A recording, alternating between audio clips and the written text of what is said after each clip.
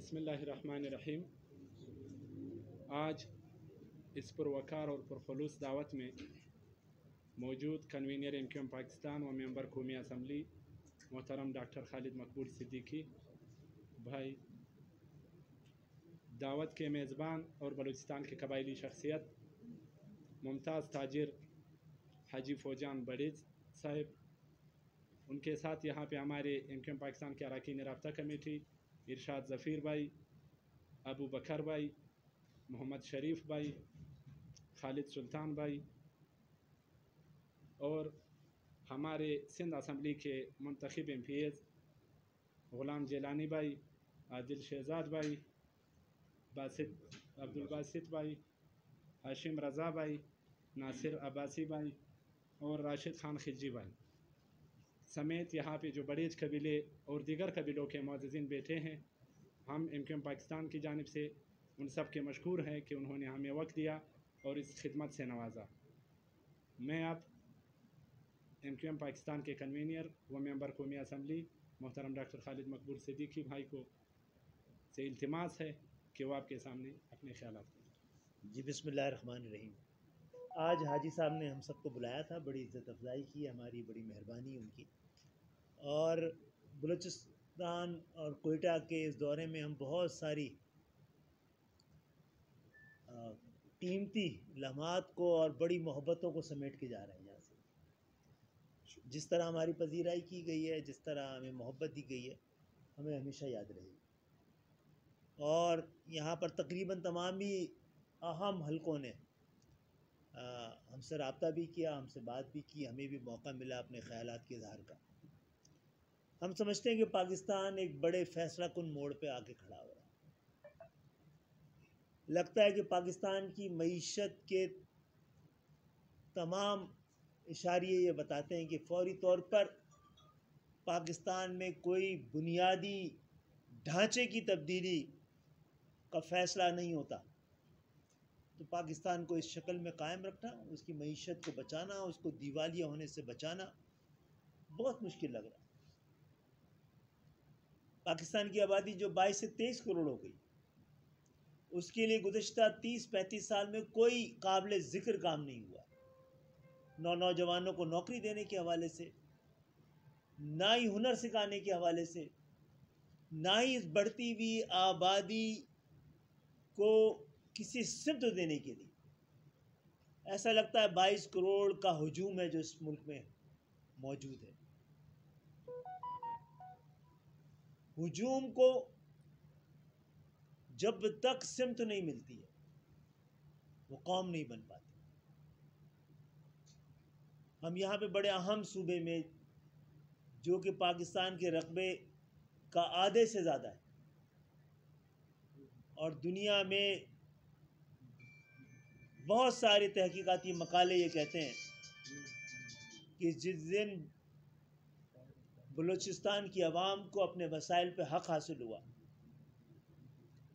तो बलूचिस्तान ना सिर्फ ये कि इंतहाई खुशहाल हो जाएगा, बल्कि उसकी खुशहाली से पूरा पाकिस्तान भी मुस्तफ़ीद होगा। इस मौके पे ज़रूरत इस बात की है कि 70 साल की तारीख़ में सियासत के तजर्बे हमने ये सीखा है कि पाकिस्तान कोई ख़ास अंदाज में चलाया गया है। हमने बरतानिया के चले जाने के बाद उसका बयानिया तब्दील नहीं किया है। अमेरिका से जब बरतानिया ने आज़ादी हासिल की, वही नस्ल थी, वही यूरोप थे, वही आयरलैंड के लोग थे, बरतानिया के लोग थे, फ्रांस के लोग थे। इन्होंने मुकम्मल तौर पे बरतानिया का बयानिया, उसका नैरेटिव तब्दील करके एक नया नैरेटिव दिया जो बरतानिया के ख़िलाफ़ है। आज तक उसके हर तरीके के ख़िलाफ़ वो जाते हैं। उनकी इंग्लिश को भी उन्होंने तब्दील करने की कोशिश, उनका लिबास भी तब्दील करने की कोशिश, उनका तर्ज़ ज़िंदगी भी तब्दील करने की कोशिश की। और हमने बड़े फ़ख्र से ना बरतानिया का बयानिया तब्दील किया, ना उसके तर्ज़ ज़िंदगी से छुटकारा पाया, ना ही उसकी तारीख़ को हम उसके ख़िलाफ़ बात करते हैं। तो अब वक्त आ गया है कि पाकिस्तान की 22 करोड़ आवाम में से जो 20-21 करोड़ आम पाकिस्तानी हैं, ان میں سے نوجوان نکلیں اور پاکستان کے اختیار اور اقتدار کو خود نکل کے اپنے ہاتھ میں لیں. یہ ناممکن نہیں ہے. ہم نے کراچی میں تجربہ کر کے دکھایا ہے. ہم میں سے جتنے لوگ ہیں کوئی ایک الیکشن لڑنے کے قابل نہیں ہے اپنے خاندان کی وجہ سے یا اپنی ذات کی وجہ سے, اپنے وسائل کی وجہ سے. ہم میں سے کئی بار الیکشن لڑا ہے اور 10 روپے بھی خرچ نہیں کیے. ہمیں پورے پاکستان میں اسی طرح کا ماحول بننا ہے کہ عوام اپنے اندر سے ہی نوجوانوں کو نکالے, پڑھے لکھے ایماندار لوگوں کو انتخابات میں کھڑا کرے, ان کی کمپین چلائے. تجارت والی سیاست سے جان چھوٹے. ایک نظریاتی سیاست, ایک عملی سیاست, ایک شراکتی سیاست, ایک شمولیتی سیاست اور اسی کے نتیجے میں بننے والی جمہوریت. اس کے علاوہ پاکستان کا مقدر تبدیل نہیں ہو سکتا. پاکستان کا مقدر کا اشاریہ دیکھنا ہے کب بہتر ہو رہا ہے کب نہیں ہو رہا ہے, تو دیکھنا یہ پڑے گا کہ عام پاکستانی کی زندگی کیسی ہے, غربت میں کتنی کمی آئی ہے, اب غریبوں کے اعداد و شمار کتنے ہیں, ان کی بڑھتی ہوئی زندگی کی رفتار کتنی ہے. یہاں پر تو کارپوریٹ کمپنیوں, ارب پتی لوگوں کی دولت میں اضافے کو پاکستان کی ترقی اور خوشحالی سے تعبیر کیا جاتا ہے. جب تک ایسی جمہوریت جس کی ثمرات عام پاکستانیوں تک نہ پہنچے, ایسی جمہوریت کی پاکستان کو ضرورت نہیں ہے. اور آج بدقسمتی سے ایک ایسی جمہوریت ہے. تو ہم آئیں, ہم نے جو ماڈل پاکستان کو پیش کیا ہے, ہم بھی یہ بار بار بات کرتے ہیں.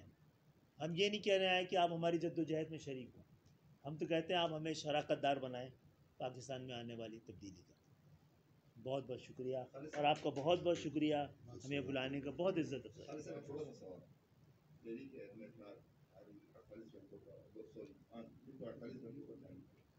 کس نے دیا ٹائم؟ دیکھیے, ہم تو یہ دیکھ رہے ہیں ابھی بلاول صاحب کے موجودہ بیان سے کہ اپوزیشن تو ایک دوسرے پر عدم اعتماد کا اظہار کر رہی ہے. تو عدم اعتماد کس کے خلاف لے کے آئی؟ اور ہم فریق نہیں بن رہے. ہم اس لیے نہیں بنائے گئے ہیں کہ ہم حکومتیں بنائیں بھی اور ہٹائیں بھی. اصولوں پہ فیصلہ کریں گے. کسی کا اعلی کار بننے کے بجائے مایوس ہوں گے تو حکومت سے باہر آ جائیں گے.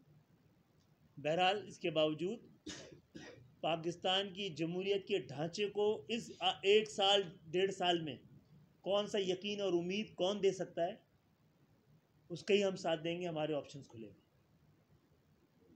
بڑی مہربانی آپ سب کی. جی آپ بھی فرمائیے.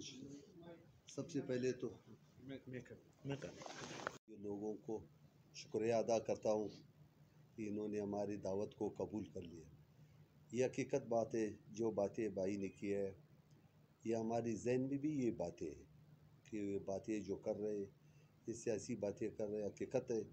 اس پاکستان کو ہم تجارت سے میرا واسطہ ہے, تجارت میں اور سیاست میں بھی تقریباً یہ 20 سال سے ادھر اسی کے الیکشن میں لڑ رہا ہوں. کوسدی کا تو ہر وقت میں جیتا ہوں, مگر بعض وقت جو ہے ہمارے پارٹی کے ہم کو کہہ دیتے ہیں کہ بھائی, جیسے سید ہاشمی صاحب کیا کہ اس دفعہ میں نے خود ٹکٹ بھی مل گیا تھا, تقریباً اس وقت جو ہے ہمارے کو نشان بھی مل گیا تھا. تو اس وقت پھر انہوں نے ہمارے کو بولا کہ بھائی اس کے حق پہ بیٹھ جاؤ. پھر تو اس علاقے میں ہمارے پہلے بھی رہا تھا, تو ہم اس کے حق میں بیٹھ گئے. سیاست کے حساب سے میں ان کا پارٹی کو بہت پسند بھی کرتا ہوں. اللہ پاک کا ایسی کرے کہ ایسے دیندار لوگ, سب سے پہلے کہ یہ دیندار لوگ بھی ہے, اور بات کو بھی اس میں غریب لوگوں کو یہ آگے لانا چاہتا ہے اور نوجوانوں کو آگے لانا چاہتا ہے. یہ اچھا بات ہے. ایسی ہماری بھی پارٹی یہی کوشش کر رہے ہیں. اس میں ہماری جو باب والا پارٹی میں وہ خود جو ہے اسی سے میرا تعلق ہے. تو میں اگر وہ ہماری پارٹی بھی تو ہم بھی کہتے ہیں کہ ایسی جیسے ان کا جو نظریہ ہے جو کہہ رہے کہ پاکستان کو ترقی دینا, میں تجارت میں جتنا میرا کوشش ہو سکتا ہے میں کہتا ہوں کہ پاکستان کو ترقی ہو جائے, جتنا بھی کوشش ہو سکتے ہیں. اور ہر طریقے سے ہم ثابت کر کے بھی دکھایا. میں نے جس وقت یہ ریلوے میں ابھی ہم کام شروع کیا ہے, بہت بڑا ٹریفک اس کو ہم نے دے دیا, بہت کاروبار ان کو دے دیا. ریلوے بہت گرا ہوا تھا. سواتی صاحب میرے پاس آیا, ادھر میرے گھر پہ آ گیا تھا سواتی صاحب. تو سواتی صاحب نے بولا کہ جی صاحب آپ ہمارے ساتھ دے دو, پاکستان میں کہ یہ پاکستان ہے ہمارا، اس کے اب ساتھ میرا خود بھی 30-40 ٹرکیں ہے، مگر اس میں ہم مال نہیں لے جاتے ہو، بلکہ ریلوے والے کو ہم یہ دے رہے کہ یہ ریلوے خود اپنے پیروں پہ کھڑا ہو جائے. ہزاروں لوگ جو ہے اس کے ساتھ کاروبار میں لگے، ورنہ اگر یہ اتنا ختم دیوالا ہو گیا تو پھر یہ ان کا کیا بنے گا. تو اس کے ساتھ ہم نے بہت تعاون کیا ہے. اور ابھی سواتی صاحب بھی ابھی بھی میرا بات ہوا ہے، ایک آدھا گھنٹہ پہلے میرا بات ہو گیا ان سے کہ بھائی اس نے بولا تھا کہ بھائی ہمارے کو اور بھی ٹرکوں کا بھی ٹرانسپورٹ دے دو. میں نے بولا وہ بھی دے دیں گے انشاءاللہ. تو انشاءاللہ کوشش کریں گے ہم لوگ سارے مل کر پاکستان کو جتنا بھی ہو جائے. ہماری پاکستان ہے، دیکھو اس کو اگر ہم لوگ یہ نوجوان لوگ اس کو اگر ہم لوگ ترقی نہیں دے تو آخر ہمارے لوگ کو بھی یہی انجام ہو جائے گا جیسے افغانستان کے، جیسے اور ملکوں کے کتنے تکلیف سے زندگی گزر رہے ہیں ان کا. تو ہم لوگ وہی کوشش یہ کریں گے سارے. پہلے تو ہم ان کا بھی شکریہ ادا کرتے ہیں کہ یہ ہمارے پاس آ گئے اور ہمارے نوجوانوں کو بھی اچھا طریقے سے سپورٹ کرے، اچھا بات کرے. اور ہمارے بھائی کا جو ہے پہلے سے بھی ان سے ساتھ تعلقات تھا کراچی میں، ان کے جو بہت کم از کم یہ 30-40 سال سے ہمارے ان کے ساتھ دوستانہ تعلقات ہے. ہمارے گھرانے پہ ہمارے گھر پہ ان کے وزیر ہوتے، گھر پہ بھی ہمارا کئی دفعہ ہے، ہم لوگ ادھر چلا گیا. تو بہت شکریہ ان کا میں ادا کرتا ہوں. انشاءاللہ سب قوم کو بھی یہ کہتا ہوں کہ بھائی پاکستان کے لیے کوشش کرو کہ پاکستان کو ترقی مل جائے.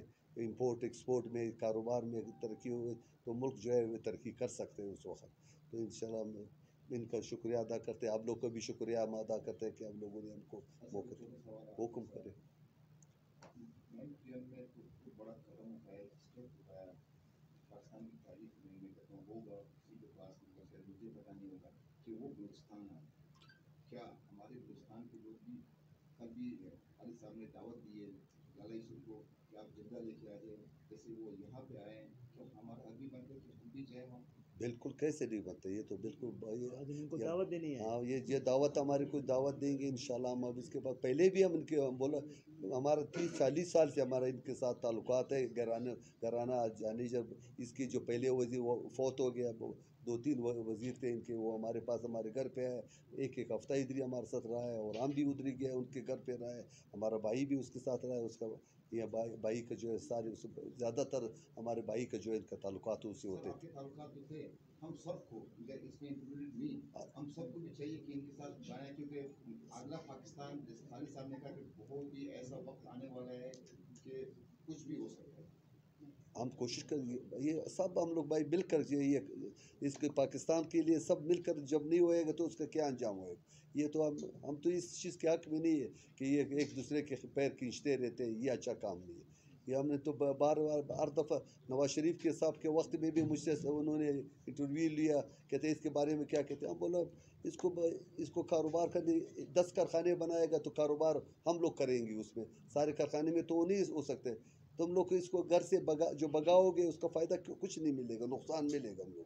مگر اس کا یہ بہتر ہے کہ وہ آوے اپنا پیسے لگاوے. ایک کارخانے کے بجائے 10 کارخانے روٹی تو ایک روٹی وہ کھائے گا نا، اور کپڑے تو یہی کپڑے پہنے گا تو کیا کرے گا. سارے پیسے ہمارے سارے ملک میں جو ترقی ہوئے گا تو یہ لوگ جو ترقی کرتے ہیں تو کارخانے لگائیں گے، کاروبار کریں گے. ہم لوگ اس پہ ہمارے غریب لوگ جو ہے سارے کاروبار کریں گے اس کے اندر. ہم سارے مل کر جو یہ کریں پاکستان انشاءاللہ سارا دنیا میں یہ ایک نام ہو جائے گا ان کا انشاءاللہ. شکریہ.